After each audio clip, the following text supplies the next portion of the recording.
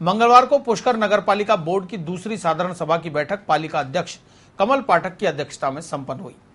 Board ने सभी 8 प्रस्तावों पर मोहर लगाते हुए पुष्कर सरोवर की मर्यादा बनाए रखने, पालिका के राजस्व को बढ़ाने और भूमि संबंधित मामलों के निस्तारण का मार्ग प्रशस्त कर दिया।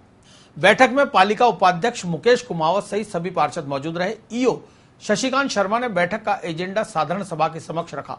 चर्चा में भाग लेते हुए पार्षद महेश पाराशर ने सरोवर की मर्यादा बनाए रखने के लिए बायलॉज को कठोरता के साथ लागू करने और आवश्यकता अनुसार नया बायलॉज बनाने की मांग की, जिसे ध्वनिमत से पारित किया गया।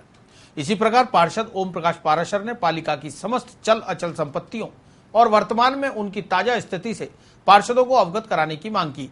तो वहीं पार्षद शिव स्वरूप महर्षि ने पुष्कर सरोवर में जाने वाले गंदे पानी की रोकथाम के लिए आवश्यक कदम उठाने की मांग की।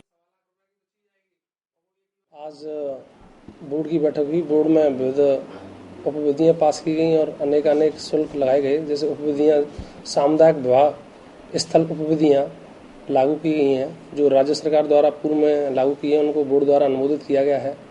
और डोर टू डोर कचरा कलेक्शन से संबंधित जो उपविधियां हैं वो भी लागू की गई हैं।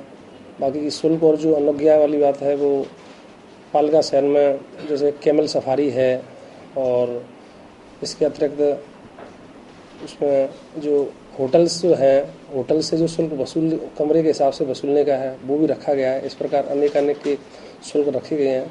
इसके अतिरिक्त यात्री कर जो ठेका था वो यात्री कर ठेके की राशि का भी पुनर्निर्धारण किया गया है इस बैठक में। बैठक में स्टेट ग्रांट एक्ट, भवन निर्माण, भून रूपांतरण और विभिन्न संस्थाओं को जमीन आवंटन करने के मामलों पर पालिका अध्यक्ष और ईओ से नियमानुसार कार्रवाई कर लोगों को राहत दिलाने की मांग की गई। गुप्तचर विभाग और विद्या भारती को जमीन आवंटित करने पर भी सहमति बनी। पालिका का राजस्व बढ़ाने के लिए समारोह स्थलों से शुल्क वसूलने और पालिका यात्री कर वार्षिक ठेका राशि के संशोधन पर भी मोहर लगी। पुष्कर मेले के दौरान प्रदर्शनी और अन्य कार्यक्रमों के लिए पालिका की स्वीकृति लेने पर भी चर्चा की गई।